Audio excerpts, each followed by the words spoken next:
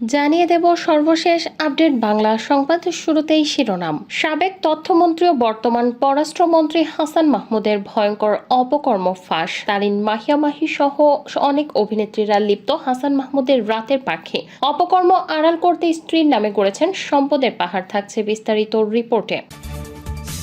এবং সর্বশেষ জানাবো, দীর্ঘ 15 বছরের মাফিয়া প্রধানমন্ত্রী শেখ হাসিনার মানবাধিকার লঙ্ঘন নিয়ে একযোগে বিবৃতি দিয়েছেন আন্তর্জাতিক মানবাধিকার সংগঠনগুলো। এতক্ষণ শুনছিলেন সংবাদ শিরোনাম, এখন থাকছে বিস্তারিত।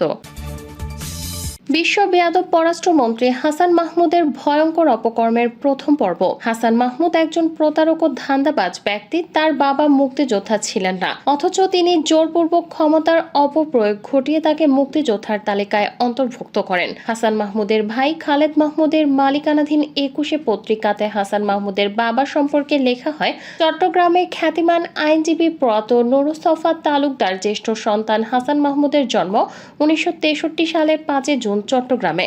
তার বাবা চট্টগ্রাম আইনজীবী সমিতির সভাপতি এবং 2 মেয়াদে বৃহত্তর চট্টগ্রামের পাবলিক প্রসিকিউটর ছিলেন। অর্থাৎ এই লেখার কোথাও তার বাবার নুরুসফা তালুকদারকে মুক্তিযোদ্ধা হিসেবে দাবি করা হয়নি।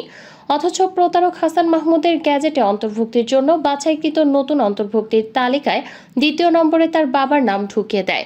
ভুয়া মুক্তিযোদ্ধার এই তালিকায় হাসান মাহমুদ কৌশলে তার বাবার নাম ঢুকিয়ে দিয়ে ভেবেছেন কেউ হয়তো জানবেন না। গোয়েন্দা সূত্রে আমরা সেই তালিকার কপি উদ্ধার করেছি। এভাবে জালিয়াতির মাধ্যমে মুক্তিযুদ্ধের তালিকা অন্তর্ভুক্তির জন্য হাসান মাহমুদকে নিশ্চয়ই একদিন বিচারের কাঠগড়ায় দাঁড়াতে হবে। স্বরাষ্ট্রমন্ত্রী হাসান মাহমুদ ক্ষমতার অপব্যবহার করে চট্টগ্রামের রাঙ্গুনিয়াতে এমন কোনো অপকর্ম নেই যা তিনি করছেন না। বিরোধী দলের উপর নির্যাতনকারী দুর্নীতিবাজ এই পুলিশ কর্মকর্তা হলেন এসআই সুমন। যুগান্তর পত্রিকাতে প্রকাশিত ফেসে যাচ্ছেন এসআই সুমন শিরোনামে এক সংবাদে লেখা হয়, দুদকের অনুসন্ধানে 16,91,000 টাকার অবৈধ সম্পদ অর্জনের প্রমাণ মিলেছে রাঙ্গুনিয়া থানা পুলিশের এসআই সুমনের বিরুদ্ধে। সুমনের অন্যায়ের প্রতিবাদ করেছিলেন রাঙ্গুনিয়া থানার সদ্য বদলিকৃত ওসি মাহবুব আলম মিল্কি।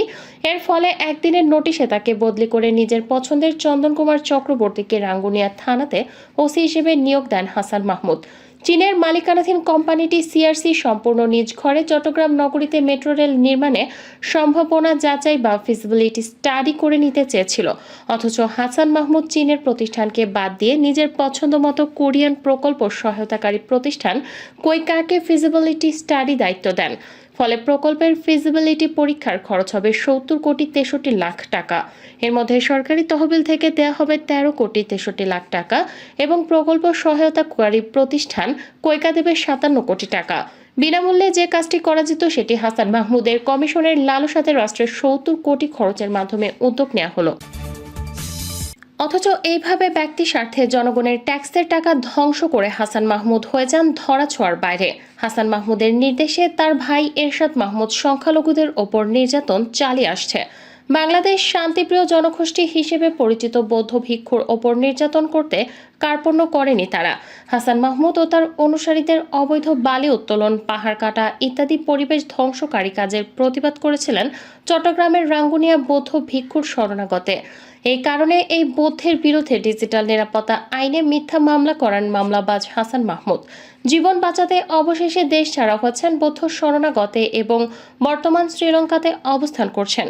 তার বিরুদ্ধে হাসান মাহমুদের এই আক্রোশের ফলে দেশের ভাবমূর্তি বিদেশেও নষ্ট হয়েছে। কানাডা ও আমেরিকাতে প্রতিবাদে মানববন্ধন ও প্রতিবাদ কর্মসূচি পালিত হচ্ছে। আওয়ামী লীগ ক্ষমতায় আসার পর হাসান মাহমুদ মাছ ধরার ট্রলার, শিপ হ্যান্ডলিং ও টেলিভিশনের লাইসেন্স নিয়েছেন। এর মধ্যে গ্রিন টিভি নামে লাইসেন্সটি দেওয়া হয়েছিল গোলাম দস্তগীর নিশাত নামে তার সহযোগীর নামে। দীর্ঘ 10 বছর পর সেই টিভির লাইসেন্স বিক্রি করা হয়েছে রফিক এবং বেনজির আহমেদের কাছে। বেনজির এবং রফিকের কালো টাকা সাদা করা হয়েছে। এই টেলিভিশন সাইনবোর্ডের আড়ালে এবং এর নেপথ্যে ঝালক কলকাঠি নেড়েছেন মহা দুর্নীতিবাজ হাসান মাহমুদ। গত এপ্রিল মাসে চট্টগ্রাম বন্দরে অতি গোপনে 23টি শিপ হ্যান্ডলিং অপারেটর লাইসেন্স অনুমোদন দেওয়া হয়। হাসান মাহমুদের মালিকানাধীন বিসমিল্লাহ মেরিন সার্ভিস রয়েছে এই লাইসেন্স প্রাপ্ত তালিকার শুরুর দিকে। চট্টগ্রামে যুবলীগ নেতা আলোচিত স্বর্ণ ব্যবসায়ী আরশাদুল আলম বাচ্চুকেও বিপুল অর্থের বিনিময়ে হাসান মাহমুদ পাইয়ে দিয়েছেন অতি মূল্যবান এই লাইসেন্স। হাসান মাহমুদ তার এলাকাতে অর্থাৎ চট্টগ্রামের রাঙ্গুনিয়ায় সংখ্যালঘু সম্প্রদায়, বিশেষ করে বৌদ্ধ সম্প্রদায়ের উপর নির্যাতনের স্টিম রোলার চালিয়েছেন। এছাড়াও অনলাইন টিভির অনুমোদন বাণিজ্যের অভিযোগ রয়েছে হাসান মাহমুদের বিরুদ্ধে। চট্টগ্রাম সিএইচডি নিউজ 24 নামের অনলাইন টিভিতে অনুমোদন দিয়েছেন তিনি। পেশাদার সাংবাদিকবিহীন এই প্রতিষ্ঠানটি মূলত চাঁদা তোলার দোকান এবং এই চাঁদার ভাগ পান স্বয়ং হাসান মাহমুদ। পত্রিকা নিবন্ধন নিয়ে হাসান মাহমুদ ঘুষ বাণিজ্য বাধা দেওয়ার কারণে তথ্য ও সম্প্রচার মন্ত্রণালয়ের সচিব মকবুল হোসেনকে চাকরির মেয়াদ শেষ হওয়ার 1 বছর পূর্বে হাসান মাহমুদ তাকে অবসরে পাঠান। দুর্নীতিবাজ হাসান মাহমুদের আর্থিক দুর্নীতির বিষয়টি নগ্নভাবে আমাদের সামনে ধরা পড়েছিল 22 ডিসেম্বর 2013 সালে প্রকাশিত দৈনিক ইনকিলাব পত্রিকায় প্রকাশিত এক রিপোর্ট থেকে জানা যায়, হাসান মাহমুদের স্ত্রী রোহান ফাতিমা 2008 সালে ছিলেন গৃহিণী এবং তার সম্পদের পরিমাণ ছিল মাত্র 60,000 টাকা।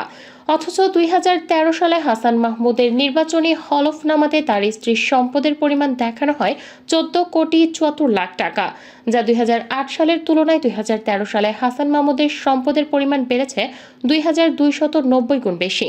এত অস্বাভাবিক আয় বৃদ্ধির বিষয়টি প্রমাণ করে হাসান মাহমুদ কত টাকা দুর্নীতিগ্রস্ত একজন মানুষ। দুর্নীতিবাজ হাসান মাহমুদ নারী লোভী ব্যক্তি হিসেবেও সুপরিচিত। অভিনেত্রী তারিনের সাথে তার অনৈতিক সম্পর্কের বিষয়টি অনেকটাই ওপেন সিক্রেট হিসেবে পরিচিত। ঢাকা 10 আসন থেকে আওয়ামী লীগের মনোনয়ন পাইয়ে দিতে হাসান মাহমুদ ব্যাপক করেছিলেন, যদিও তার সেই প্রচেষ্টা শেষ পর্যন্ত সফল হয়নি।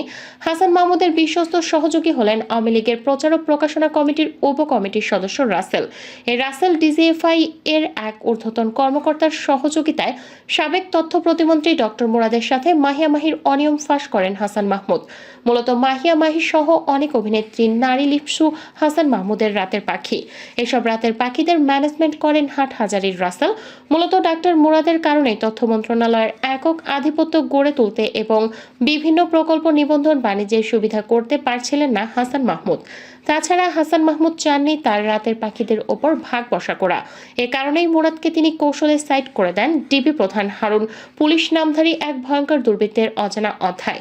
কর্মজীবনের শুরু থেকে ব্যবসায়ীদের কাছ থেকে চাঁদা আদায়, জমি দখল, গ্রেপ্তার, বাণিজ্য ইত্যাদি নানা অপকর্মের মাধ্যমে 8-10টা অসৎ কর্মকর্তার মতো নিজেকে তুলে ধরেছিলেন হারুন। 2010 সালে ফেব্রুয়ারি মাসে রাজধানীর কোতোয়ালি থানার এক মুক্তিযোদ্ধা ব্যবসায়ীর কাছ থেকে তিনি 10 লাখ টাকা চাঁদা আদায় করেছিলেন এবং ক্রসফায়ারের হুমকি দিয়েছিলেন তাকে। কিছু আওয়ামী শাসন আমলের শুরু থেকেই তৎকালীন সংসদের স্পিকার আব্দুল হামিদের নাম ভাঙিয়ে তিনি নানা অপকর্ম করেও পার পেয়ে যান। 1971 সালে বাংলাদেশের মুক্তিযুদ্ধ চলাকালীন আমার চাচা এবং প্রফেসর ইউনুস বাংলাদেশের মানুষের জন্য কাজ করেছিলেন। যুক্তরাষ্ট্রের সাবেক সিনেটর রবার্ট এফ কেনেডির মেয়ে এবং সাবেক প্রেসিডেন্ট জন এফ কেনেডির ভাতিজি কেরি কেনেডি এমন মন্তব্য করেছেন।